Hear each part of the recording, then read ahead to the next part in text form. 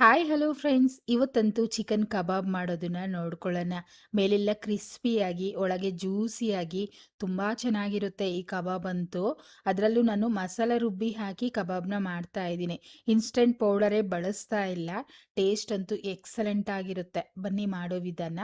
Mixie ಜಾರಲ್ಲಿ 2 ಇಂಚಷ್ಟು ಚಕ್ಕೆ, 10 ಲವಂಗ, ಹಾಗೆಯೇ 2 ಟೇಬಲ್ ಸ್ಪೂನಷ್ಟು ಮೆಣಸು ಸ್ವಲ್ಪ ಹೆಚ್ಚಿಗೆ ಹಾಕ್ಕೋಬೇಕು. ಈಗ ನೀರು ಹಾಕಬಾರ್ದು, ಹಾಗೆಯೇ ಪೌಡ್ರ್ ಮಾಡ್ಕೊಳ್ಳೋಣ. ನಂತರ ಈ ಪೌಡರನ್ನು ಒಂದು ಬೌಲಲ್ಲಿ ತೆಗೆದಿಟ್ಬಿಟ್ಟು ಅದೇ ಮಿಕ್ಸಿ ಜಾರಲ್ಲೇ ಮಸಾಲೆ ರುಬ್ಕೋಬೇಕು. ನೋಡಿ, ಈಗ 4 ಹಸಿಮೆಣಸಿನ್ಕಾಯಿ ಹಾಕ್ಕೊಳ್ತಾ ಇದ್ದೀನಿ. ಹಾಗೆ 3 ಇಂಚಷ್ಟು ಶುಂಠಿನ ಸೇರಿಸ್ತಾ ಇದ್ದೀನಿ. 3 ಗಡ್ಡೆಯಷ್ಟು ಬೆಳ್ಳುಳ್ಳಿನ ಬಿಡಿಸ್ಬಿಟ್ಟು ಹಾಕ್ಕೊಳ್ತಾ ಇದ್ದೀನಿ. ಶುಂಠಿ ಮತ್ತು ಬೆಳ್ಳುಳ್ಳಿನೂ ಅಷ್ಟೇ ಒಂದು ಸ್ವಲ್ಪ ಹೆಚ್ಚಿಗೆ ಹಾಕ್ಕೊಳ್ಳಿ. ಕಬಾಬು ಘಮ ತುಂಬ ಚೆನ್ನಾಗಿರುತ್ತೆ, ಟೇಸ್ಟು ಚೆನ್ನಾಗಿರುತ್ತೆ. 2 ಕಡ್ಡಿ ಕರಿಬೇವು ಘಮ ಬರುತ್ತೆ ಅಂತ ಹಾಕ್ತಿದ್ದೀನಿ. ಬೇಡ ಅಂದರೆ ಸ್ಕಿಪ್ ಮಾಡಿಬಿಡಿ. ಸ್ವಲ್ಪ ನೀರು ಹಾಕಿ ಮೆತ್ತಗೆ ರುಬ್ಬಿ ಒಂದು ಬೌಲಲ್ಲಿ ಹಾಕ್ಕೊಳ್ತಾ ಇದ್ದೀನಿ.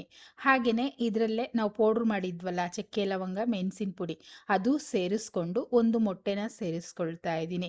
ಸಾಫ್ಟಾಗಿ ಚೆನ್ನಾಗಿರುತ್ತೆ ಮೊಟ್ಟೆ ಹಾಕ್ಕೊಳ್ಳೋದ್ರಿಂದ.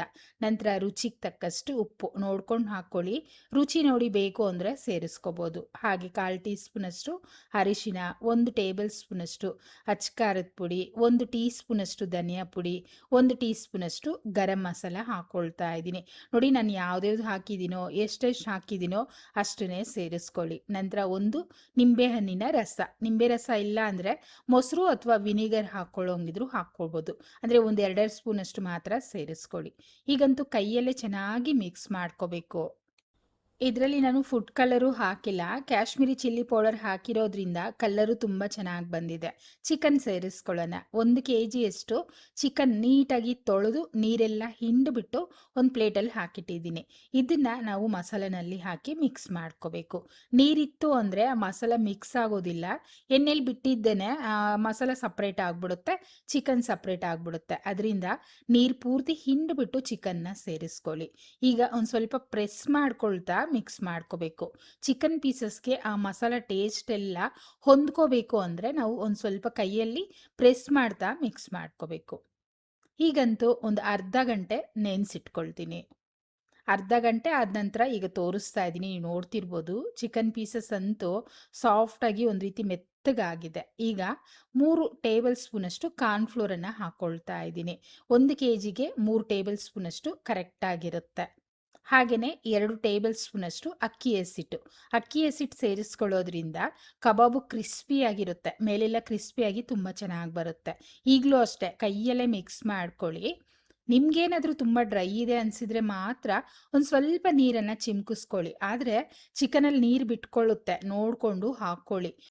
ಓಕೆ, ಚೆನ್ನಾಗಿ ಮಿಕ್ಸ್ ಆಗಿದೆ ಅಲ್ವಾ? ಈಗಂತೂ ಮತ್ತೆ ಒಂದು 15 ನಿಮಿಷ ನೆನೆಸಿಟ್ಕೋಬೇಕು. ಸ್ಟೆಪ್ ಬೈ ಸ್ಟೆಪ್ಪು ನಾನು ಯಾವ ರೀತಿ ತೋರಿಸ್ತಾ ಇದ್ದೀನೋ ಅದೇ ರೀತಿ ಮಾಡಿಕೊಂಡ್ರೆ ಸ್ಟ್ರೀಟ್ ಸ್ಟೈಲಲ್ಲಿ ಕಬಾಬ್ ರೆಡಿ ಆಗುತ್ತೆ. ಎಣ್ಣೆನೂ ಬಿಸಿ ಆಯಿತು, ಚಿಕನ್ ಪೀಸಸ್ಸು ಜ್ಯೂಸಿಯಾಗಿ ತುಂಬ ಚೆನ್ನಾಗಾಗಿದೆ. ನೋಡಿ, ಒಂದು ಸ್ವಲ್ಪ ನೀರು ಬಿಟ್ಕೊಂಡಿದೆ ಅಲ್ವಾ?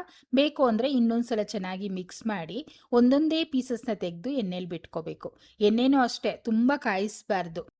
ಎಣ್ಣೆ ತುಂಬ ಬಿಸಿ ಆಯಿತು ಅಂದರೆ ಮೇಲೆಲ್ಲ ಸೀದೋಗುತ್ತೆ, ಒಳಗಡೆ ಹಸಿ ಹಸಿ ಇರುತ್ತೆ. ಅದರಿಂದ ಮೀಡಿಯಮ್ ಆಗಿ ಬಿಸಿ ಮಾಡಿಕೊಂಡು ಕಡಾಯಲ್ಲಿ ಎಷ್ಟು ಇಡಿಸುತ್ತೋ ನೋಡಿಕೊಂಡು ಅಷ್ಟು ಪೀಸಸ್ನ ಹಾಕ್ಕೊಳ್ಳಿ.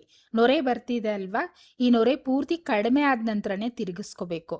ನೀವು ನೊರೆ ಇದ್ದ ಹಾಗೆಯೇ ತಿರುಗ್ಸೋಕೋದ್ರೆ ಆ ಮಸಾಲೆ ಎಲ್ಲ ಕಡಾಯಿಗೆ ಅಂಟ್ಕೊಂಡಿರುತ್ತೆ, ಚಿಕನ್ ಎಲ್ಲ ಸಪ್ರೇಟ್ ಆಗಿಬಿಡುತ್ತೆ. ಅದರಿಂದ ನೊರೆ ಕಡಿಮೆ ಆದ ನಂತರ ಅದಾಗದೇ ಮೇಲ್ ಬರುತ್ತೆ ಚಿಕನ್ ಪೀಸಸ್ಸು. ಆಗ ಮಾತ್ರ ನಾವು ಈ ಕಡೆ ಆ ಕಡೆ ಮಿಕ್ಸ್ ಮಾಡ್ಕೊಳ್ತಾ ಫ್ರೈ ಮಾಡಬೇಕು. ನೋಡಿದ್ರೆಲ್ಲ ಸೂಪರಾಗಿ ಕಬಾಬ್ ಅಂತೂ ರೆಡಿ ಆಗೋಯ್ತು. ನೋಡ್ತಿದ್ರೇ ನಾಲ್ಗೆಲಿ ನೀರು ಬರ್ತಿದೆ, ಅಷ್ಟು ಚೆನ್ನಾಗಿ ಕಬಾಬ್ ರೆಡಿ ಆಗಿದೆ. ಮತ್ತೆ ನಾನು ಇದೇ ರೀತಿ ಮಿಕ್ಕಿದ ಪೀಸಸ್ನೆಲ್ಲನೂ ಫ್ರೈ ಮಾಡ್ಕೊಳ್ತೀನಿ.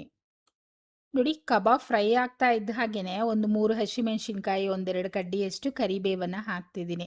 ನೀವು ಬೆಳ್ಳುಳ್ಳಿ ಹಾಕ್ಕೊಳ್ಳೋಂಗಿದ್ರು ಹಾಕ್ಕೋಬೋದು. ಅಂದರೆ ಕಬಾಬ್ ಜೊತೆ ಹಸಿಮೆಣಸಿನ್ಕಾಯಿ ಮತ್ತು ಕರಿಬೇವು ತಿನ್ನೋದಕ್ಕೆ ತುಂಬ ಚೆನ್ನಾಗಿರುತ್ತೆ, ಅದರಿಂದ ಸೇರಿಸ್ಕೊಂಡಿದ್ದೀನಿ. ಫೈನಲಿ ರುಚಿಯಾದಂಥ ಕಬಾಬ್ ರೆಡಿ ಆಗೋಯ್ತು. ಜ್ಯೂಸಿಯಾಗಿ ಅಷ್ಟೇ ಕ್ರಿಸ್ಪಿಯಾಗಿ, ನೋಡ್ತಾ ಇದ್ದರೆ ಈಗಲೇ ತಿನ್ನಬೇಕು ಅನಿಸೋ ರೀತಿ ಇದೆ ಅಲ್ವಾ? ಖಂಡಿತ ನೀವು ಅಷ್ಟೇ ಚಿಕನ್ ತೊಗೊಂಬಂದು ಇದೇ ರೀತಿ ಮಾಡ್ಕೊಳ್ಳಿ. ಹೇಗೆ ಬಂತು ಅನ್ನೋದನ್ನು ಕಮೆಂಟ್ ಮಾಡಿ, ಮತ್ತು ಲೈಕ್ ಮಾಡಿ, ಶೇರ್ ಮಾಡಿ, ಹಾಗೆಯೇ ಚಾನಲ್ನ ಸಬ್ಸ್ಕ್ರೈಬ್ ಮಾಡ್ಕೊಳ್ಳಿ. Thank you.